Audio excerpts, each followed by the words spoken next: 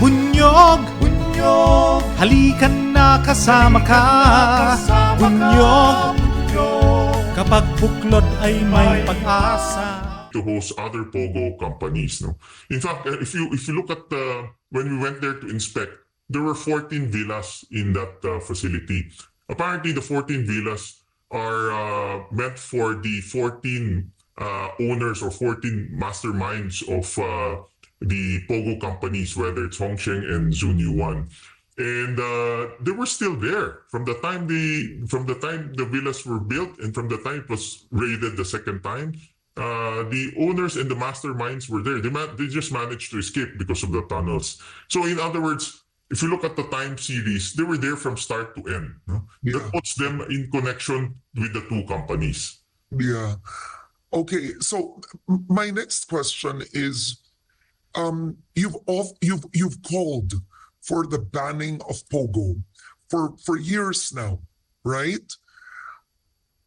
Why can't we do it? I mean, the income isn't that big. Pogo is banned in mainland China. So what is it about Pogo that the president just can't seem to declare that Pogo is banned in the Philippines? What gives? Karen, Pogos have a lot of money. You know? The money that surrounds this operation is quite huge and significant. And they know how to market themselves, saying that we generate a lot of revenue for the government, we generate a lot of jobs. In fact, if we look at their Facebook pages and all their marketing activities, they really market themselves as legitimate and good for the country. But that's not the case. What they are showing is the front of the front and only the legitimate license that they derive from PAGCOR. But behind this is a much larger illegal operation. In my opinion, I'm still running the figures. The revenue that they give government is probably much smaller compared to the illegal activities that they generate from their illegal activities. And not only that, but the people behind it, and this can be proven by all the enforcement agencies like PAO. The people behind that are fugitives. They're criminal syndicates. They're organized. They know how to operate. And the scary part is, and this is already happening, is they also know how to bribe. Marunong sila maglagay, marunong sila manuhol. And it's already happening. In fact, we have information from the enforcement agencies themselves that they have managed to go up the echelons of the enforcement agencies. If that happens, where do we go, Karen? You and I, where do we go? If they are well connected to the upper echelons of the enforcement agencies, then who's going to protect us? So it's also it's seeping moral corruption.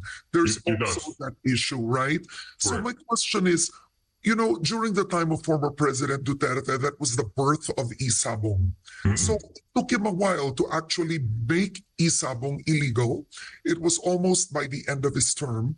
Of course, this is not to say that all other forms of sabong don't exist, but Isabong, wherein you can bet online, you can bet via GCash. At some point, the former president decided it's bad for the Philippines, right? It's bad for the social makeup of the country. What is stopping President Marcos Jr. from frankly just banning Pogo altogether? What do you believe is stopping him? I believe that, first of all, PAGCOR is the one that is supposed to be regulating and supposed to be supervising all of these Pogos. And they're also the one earning from this Pogo. Clearly, there's a conflict of interest. On one hand, you want to regulate. On one hand, I'm earning a lot of money. And what is, in my opinion, what is stopping the executive from completely banning Pogo is that revenue that they are getting. Because the revenue is clear. This is how much we are getting. But the social impact, the crime, the uncertainty, the peace and order deterioration, you cannot quantify that right away, but it slowly destroys our country because of the criminal activities as well as that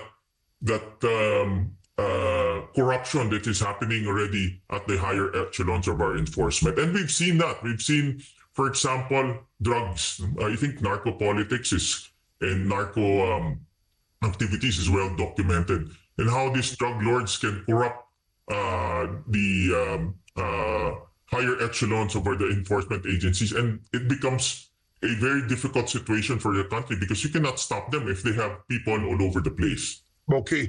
Another question is, who or what agency should be monitoring mayors? Because, mayors in this country have such an autonomy, right?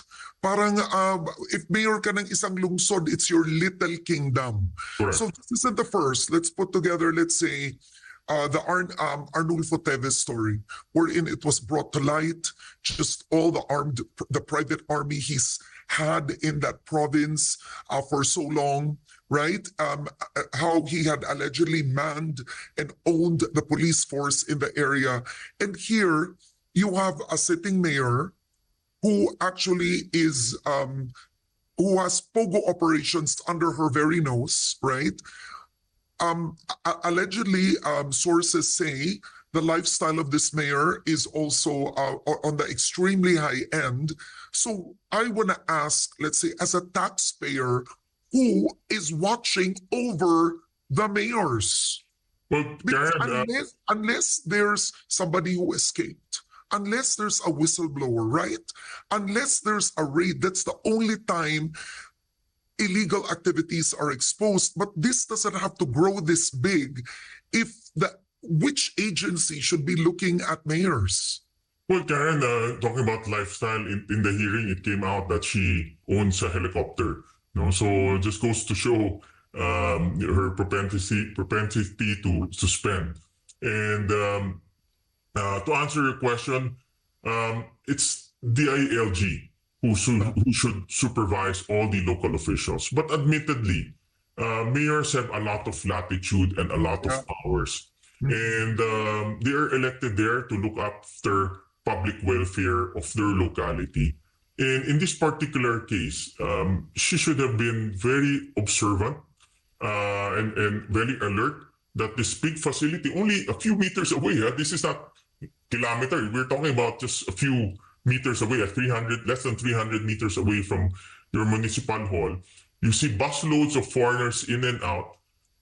You see this mega facility, and you know exactly what's inside the mega facility. You should have been more alert and more inquisitive in terms of what's happening in that facility. And that's also... But that's only if you're not part of the business. But if you're part of the business, you know exactly what's going on. Well, Karen, that's what we're afraid of, that Pogos are now entering into politics. Yeah. They know that if they want to get protection, it's not enough that they bribe and they have people in their pockets at the enforcement agencies, but also politicians in their locality, so that they will have protection. No? And that's going to happen in our country if we don't stop this operation. These guys are very intelligent. They come here, they study our judicial system, they study our political system, they study how to maneuver. They know how to get away with things, and that's the scary part. No, if you look at the facilities, in Bamban, Baofu, it's like a mini BGC. It's huge. No? It's not one building. It's not two buildings.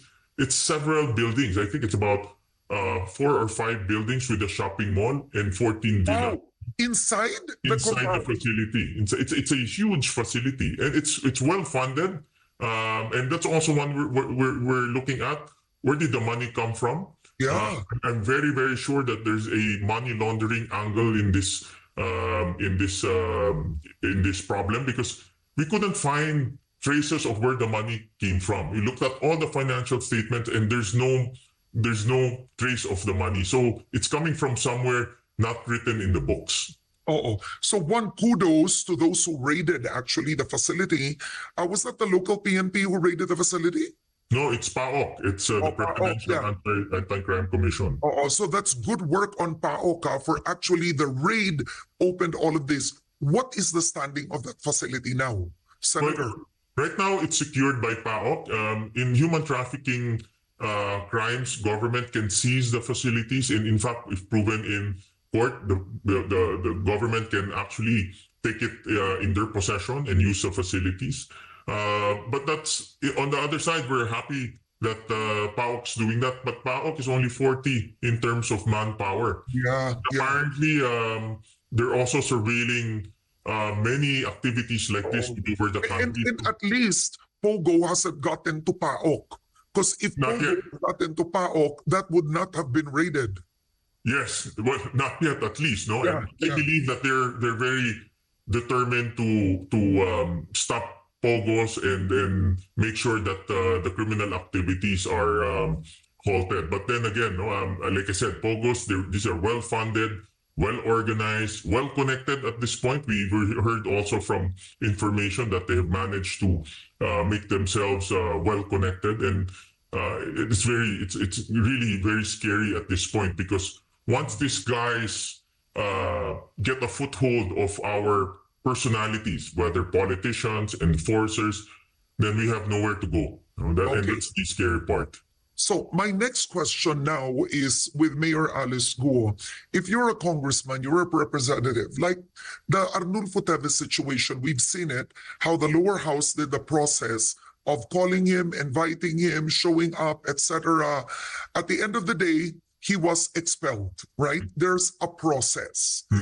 Here is a mayor, let's assume regularity, okay? Let's assume she didn't know.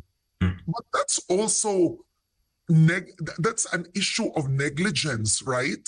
If you have a massive operation of illegal activity in your own city, just a few meters away from City Hall, this is just assuming, let's say she didn't know.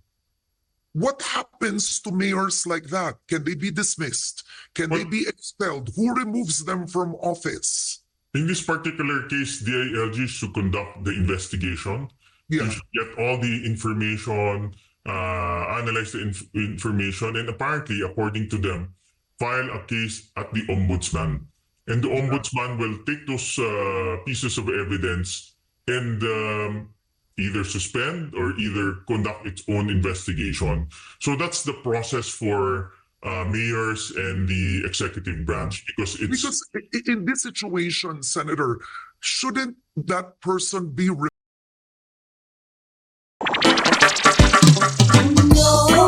May hulanong salita na ang ibig sabihin dito ay ang pagkakaisa. Bunyog Party List.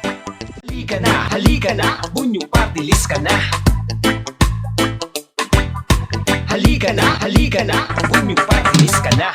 Sa susunod, ang atinang suportahan, Bunyog Party List, nagtataguyod ng katotohanan, lumalaban para sa bayan. Bunyog, bunyog, halikan na kasama ka. Bunyog, kapag buklod ay may pag-asa. Luzon, Visayas, Mindanao, isa ang pananaw. Sa bagong Pilipinas ang bunyog isisigaw. Bunyog.